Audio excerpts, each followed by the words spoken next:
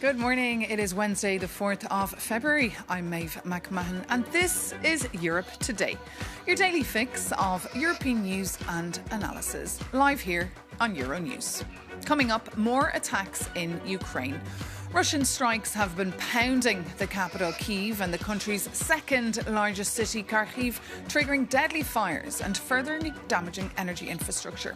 While the US President Donald Trump insists talks to end the war are progressing, many Ukrainians are focused on survival as temperatures plunge to minus 20 degrees. All eyes today are on Abu Zabi, where US brokered talks involving Ukrainian and Russian representatives are due to resume.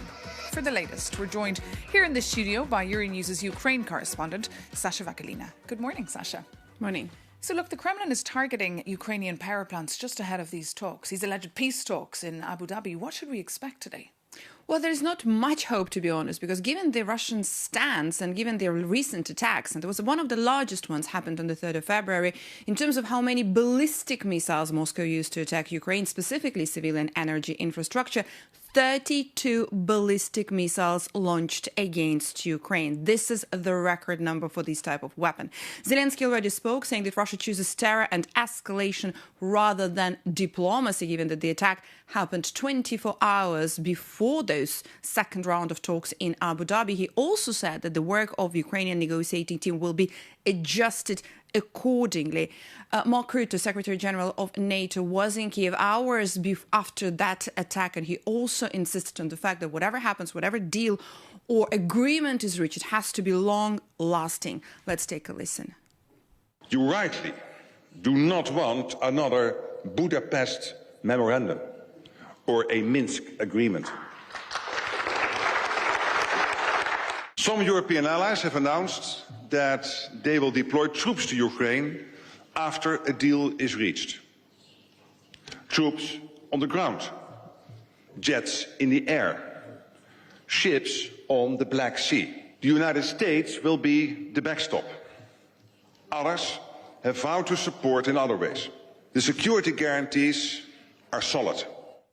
But all of that will only be available and possible if there is a deal, Maeve, and we are not there yet now. The Kremlin insisted again that to solve any critical issues like the territories, Zelensky would have to go to Moscow, to what Volodymyr Zelensky and his office said that in this case Putin could very well as well come to Kyiv to sort that out. And what about President Macron? We saw him yesterday just saying he wants to reopen dialogue with the Kremlin. Tell us more. Yeah, that's interesting because Macron did speak and he said that the discussions are underway at the technical level about restoring the dialogue. He also insisted once again that this is being done in transparency and consultation with Volodymyr Zelensky. That was very important for him to make it clear that he's not doing it behind Zelensky's back and behind Ukraine. Remember the principle of nothing about Ukraine without Ukraine. Now let's take a listen to what President Macron had to say. It is underway, with technical discussions currently in progress to support this. These efforts are being conducted in consultations with President Zelensky and our key European partners. It is important for Europeans to restore their own channels of communication. While such dialogue is useful, it does not appear that Russia is genuinely willing to negotiate for peace in the coming days or weeks. President Macron is just taking all the chances and all the possibilities then. And mind you, in the beginning of Russia's full-scale invasion in 2022, Macron was among the very few European leaders who actually kept contact and kept those calls with Putin going for a few months. And Macron was heavily criticized for doing that. And then the two of them spoke for the first time after a long break in summer 2025 when Macron asked Putin to agree to a ceasefire in Ukraine. Well, we know by now that Putin did not agree on that and did not take it seriously. Okay, Sasha Vakalina, thank you so much for all those updates. And of course, you can keep an eye on Euronews.com for Sasha's reporting later on those talks. But now, coming up, we'll be joined by Michał Popszój, the Moldovan politician serving as Deputy Prime Minister and Minister of Foreign Affairs since January 2024. A strong advocate of Moldova's European integration, the minister is in Brussels today on his first ever official visit since taking office. Deputy Prime Minister, welcome to Euronews. Welcome to Europe Today. Good morning. My pleasure. Great to have you with us. Look, it has been almost 4 years now since Russia's full-scale invasion of Ukraine. How are you protecting Moldova from this impact? Well, the Republic of Moldova and its people have shown remarkable resilience in these past 4 years now. This is a testament to the unity and solidarity of our society, but also to the incredible support of the international community, first and foremost our friends and partners in the European Union. So this support has been put to good use to consolidate our defense, our cyber capabilities, our capacity to control the hybrid tactics that are being employed against us. But when it comes to defence, you're not in NATO and you're a neutral country, so therefore does not have aspirations to join NATO. But does that not make you feel uncomfortable, isolated, scared? Well, there is certainly a significant dose of anxiety for those that do not enjoy the NATO umbrella or any other major security guarantees, which is the case of the Republic of Moldova. We do have the constitutional constraints of neutrality, and ironically, the only country in the world that has been consistently violating Moldova's neutrality status has been the Russian Federation, which has kept troops and munitions against the express will of the Moldovan people and all Moldovan governments since the early 90s till now. And we are counting on the support of the international community to persuade the Kremlin to take the munitions and the troops out of the Republic of Moldova in order for us to be able to take stock of our sovereignty and to be able to truly develop and pursue the interests and the ambitions of our people. And as you heard earlier from our correspondent Sasha Vakalina, big talks taking place today in Abu Zabi, led by the US. Have you any faith or hope that these talks could potentially end this very long war? We do have a lot of faith in Moldova, and we know for a fact that there is nobody that wants peace more than our Ukrainian friends. But do you have faith in the Americans to lead these talks? We do have faith in the Trump administration's genuine will and genuine commitment to peace. It's just a matter of Kremlin not being particularly constructive, as we can see with the latest horrific attacks on Ukrainian energy infrastructure. And it is incredibly cynical, the Kremlin not being able to compete on the front line. They are choosing to attack soft targets, civilian targets, women and children and elderly, trying to cripple the Ukrainian nation, which they have not been able to do, not just for the past 4 years, but frankly since 2014. Ukraine has resisted heroically. The international community has been helping meaningfully. And of course, it's high time for peace, but not just any peace, a lasting and sustainable and just peace. And we've seen President Macron. He's calling to re-engage in dialogue with Vladimir Putin after 4 years. Would you support this idea? Well, as a diplomat, it would be odd for me to be against dialogue. But in this particular instance, when the rockets are flying and children are dying and people are freezing every morning, I think a good basis for beginning of a dialogue would be for these sort of things to stop and to have a real meaningful discussion on peace. So that people can breathe with a sigh of relief. So it's not the time to talk to Putin? Not yet? Well, the discussions are happening anyway. They're happening in Abu Dhabi. They've been happening in other places. It's just a matter of those discussions bearing fruit. And as I mentioned earlier, there is nobody that wants peace more than Ukraine. That just simply cannot be questioned. It's just a matter of the degree to which Kremlin is fully committed to this process. But we know for a fact that the Trump administration has a clear vision, and the European Union and member states, of course, are fully committed to this process as well, just like we are. And what about Moldova? We've seen the President Maia Sandu call for potential unification with Romania. What's your view here? Well, the Republic of Moldova, or the territory between the Prut and Dniester River, used to be part of Romania. Many Moldovans are Romanian citizens. So these discussions about union with Romania has been a constant part of our political debates. About a third of the population have constantly been in favor with small changes. So this is normal part of political debates in Moldova, if you will. But there is not enough support if you were to put it to a referendum today, much like the earlier discussion with NATO.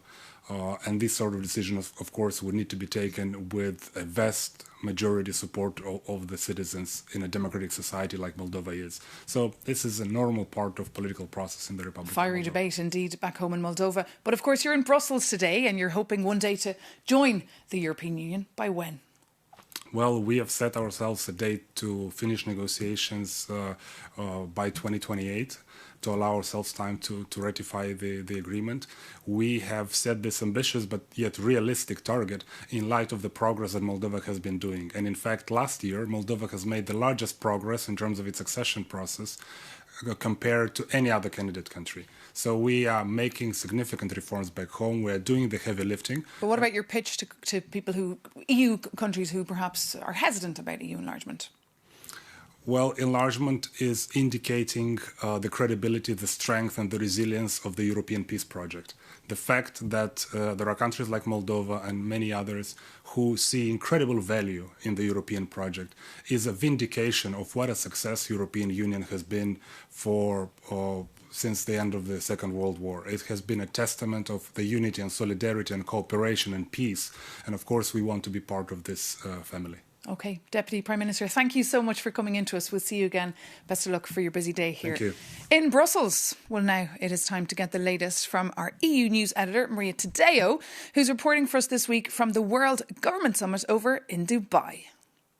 Indeed, Maeve. Good morning from Dubai. And of course, the focus here is Iran. Is this region now heading into a full-on conflict between the United States and Tehran? Certainly in the context of the overnight escalation when an Iranian drone, quote, approached aggressively a U.S. aircraft carrier in the Arabian Sea. At the same time, the U.S. is building its own military presence, which could be read and interpreted in two ways. This is either a show of force to really prevent an escalation, a show of force to show Tehran that the U.S. is serious about its capabilities that could be deployed against them, or actually this is really the start now of a military operation that could take place potentially in the next few days, even as talks between the U.S. and Iran are still expected to take place at the end of the week. For the Gulf and the UAE, that is a concern.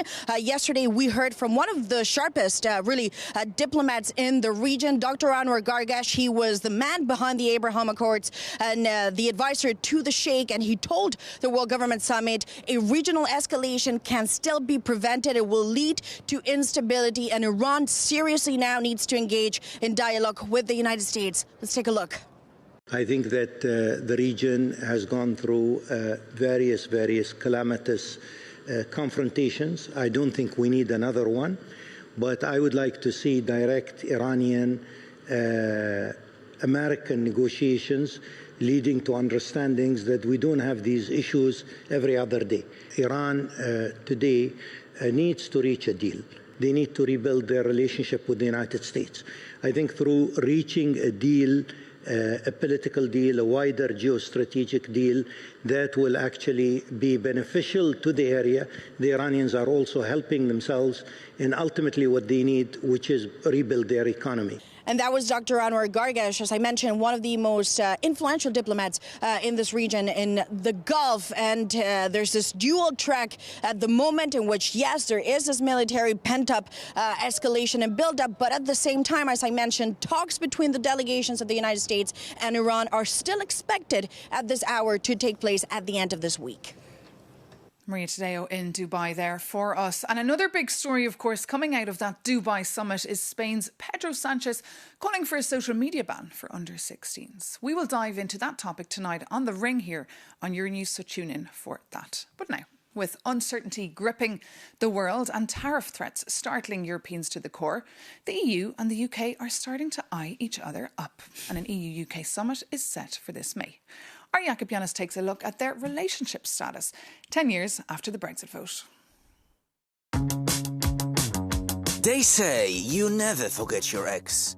And looking at the recent headlines, it seems the EU and the UK are thinking about getting back together, or at least becoming friends with benefits. But what benefits are we actually talking about? First, the done deal. Erasmus is back. Starting next year, British students can once again study at EU universities and vice versa. It's a massive U-turn. The UK government agreed to pay around 650 million euros a year to rejoin. Second, the stuck deal, defence. The plan was for the UK to join SAFE, the EU's €150 billion defence fund. But talks collapsed over the entry fee. The Brits found the price too high. So while Canada, which is an ocean away, successfully joined, the door remains open, but only if London pays up. Finally, the forbidden fruit, a customs union. And businesses wanted to cut red tape, and Brussels officially has an open mind about it. But for the British government, it looks like reversing Brexit. So despite the economic pressure, the political answer remains a firm no, sir. So where does that leave us? We are not seeing a full reunion. Instead, we are seeing a patchwork relationship. So they are friendly enough to have a dinner together, but strictly split the bill, and no sharing desserts. Jakub Janis there for us. And just this week, in fact, the European Parliament President, Roberta Metsola, said it's time to overcome historic gripes and reset relations with London. Now, the Parliament, of course, has no formal say in this, but her remarks have been gaining attention. For more, we can bring in Euronews' correspondent, Shona Murray, who's actually followed the Brexit negotiations for years. Shona, so tell us, is the EU trying to bring the UK back into its fold? Yeah, I was going to say it's back, but actually it's never went away, really, Maeve. Look, the mood music is very good. The relationship is the best it's been in the last 10 years. It's 10 years since Brexit. But I think objectively we can say that Brexit has not been good for the UK. It hasn't been good for the EU either. But in particular, the Brexiteers said that the advantage of Brexit would be that the UK could do this big trade deal with the United States. We know that probably won't materialise now. I think the British are really seeing what happened in Greenland. And we can see that the EU and the UK are moving in the same waters when it comes to new trade partners. Mercosur, India. Ursula von der Leyen might be going to Australia at the end of the month to resuscitate the Australian trade agreement. So we can see that they're sort of moving in the same direction. And we saw those overtures this week by, first of all, Pedro Sanchez, the Prime Minister of Spain, saying he misses the UK. That's a big deal because they had a hugely confrontational relationship over Gibraltar. And then Roberta Metsola, as you mentioned there, President of the European Parliament. Let's hear what she had to say. Europe and the UK need a new way of working together on trade, customs, research, mobility, and on security and defence. And this is about looking forward and doing what makes sense for Europe and for the UK today. It is time to exorcise the ghosts of the past, reset our partnership, and find solutions together. The ghosts of the past, yes, that we no spent many years reporting about. Shona Murray. And what should we look out for? Will there be any significant developments in the next couple of months? I think we also have to limit our expectations here because from domestic purposes, it's very difficult Brexit. And as we heard from Jakub there, the Keir Starmer doesn't want to be seen to be reversing Brexit. So what we will see is probably a phytosanitary deal, remember those terms, where the UK agricultural industry, fisheries can export into the EU without regulatory checks, but they have to abide by EU's regulatory system. So that is a little bit controversial. We saw that the UK failed to access the EU's safe defence instrument. That was because the cost was too high, but the door remains open there. Where there is a discussion at the moment as to whether the UK defence industry can make a contribution and join the EU's €90 billion loan for Ukraine. So that could be part of a new sort of relationship. So there are overtures being made. There are better relationships, but I think it is quite limited now. Single market customs union re-engagement is really off the table for Keir Starmer, as much as many businesses would like to see it happen again. Maeve? But what is, of course, on the table is that EU-UK summit that will be taking That's place. right. Probably sometime in May. I mean, it was May last year, so they haven't confirmed the exact date, but it'll definitely be within the year. We'll keep a very close eye on that, and Shona Murray, you'll report on it for us. Thank you so much for that update here. But that does bring this edition of Europe Today to a close. For more news and analysis, do visit euronews.com. You can also download our app so you can stay up to speed or follow us on any of our social media platforms. We love hearing from you, so do always reach out. Thank you so much again for tuning in. We'll be back tomorrow morning bright and early with more news and context, so don't miss that. See you soon, though, on Euronews.